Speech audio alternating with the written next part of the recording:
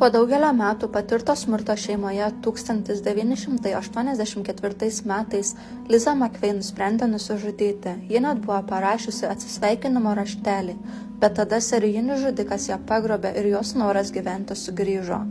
1984 metų lapkričio 3 dieną Liza McVey važiavo dviračiu namo iš darbo.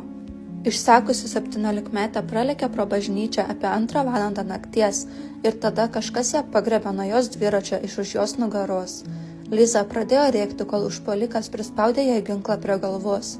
Tai buvo ne pirmas kartas, kai jai kas nors taip grasino. Liza gyveno su savo močiute ir jos vaikinu Tampoje ir taip 3 metus Liza kentėjo, kai jos močiutės vaikinas prieš ją smurtavo. Liza, supratusi, kad nebenori mirti, savo užpuolikui pasakė: padarysiu, ką tik tu nori, tik nenužudyk manęs. Tada vyras surišo Lizą, užrišo jai akis ir įmetė merginą į savo automobilį. Tada jie ieškojo bet kokių smulkmenų galinčių išgelbėti jos gyvybę.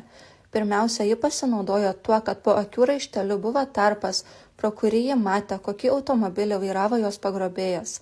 Išsigandusi dėl savo gyvybės, Liza skaičiavo minutes ir taip pat ji pastebėjo, kad jie važiuoja į šiaurę ir skaičiavo kiekvieną žingsnį, kai pagrobėjas lipo laiptais į savo butą.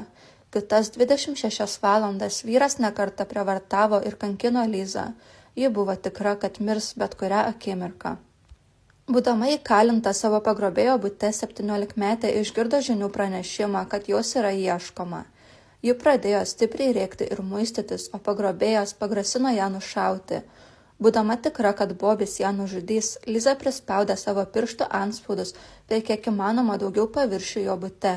Liza tikėjosi, kad policija kada nors galės panaudoti tai kaip įrodymus, kad sulaikytų jo žudiką. Tuo tarpu ji kūrė istorijas ir melavo Bobiui, kad jos tėvas serga ir kad ji buvo vienintelė jo globėja, taip norėdama priversti Bobį jos pasigailėti. Galiausiai po daugiau nei parą trukusių kankinimų Bobis nutempė merginą atgal į savo automobilį, sakydamas jai, kad parveš ją namo. Tada Bobis nuvežė Lizą prie degalinės, kur jis ją paliko apie 4:30 ryte ir liepė jai palaukti bent 5 minutes prieš nusimant jai akių raištį, kad jis galėtų pabėgti. Tada Liza parbėgo iki pat savo močiutės namų, tačiau nei jos močiutė, nei močiutės vaikinas nepatikėjo Lizos istoriją. Tačiau merginos laimei policija reikalavo tolesnio tyrimo. Liza norėjo įsitikinti, kad policija pagaus jos pagrobėją, taigi jai pasakė pareigūnams viską, ką ji prisiminė apie savo patirtį. Praėjus vos kelioms dienoms Liza išgirdo žinių pranešimą apie žmogžudystės auką jos rajone.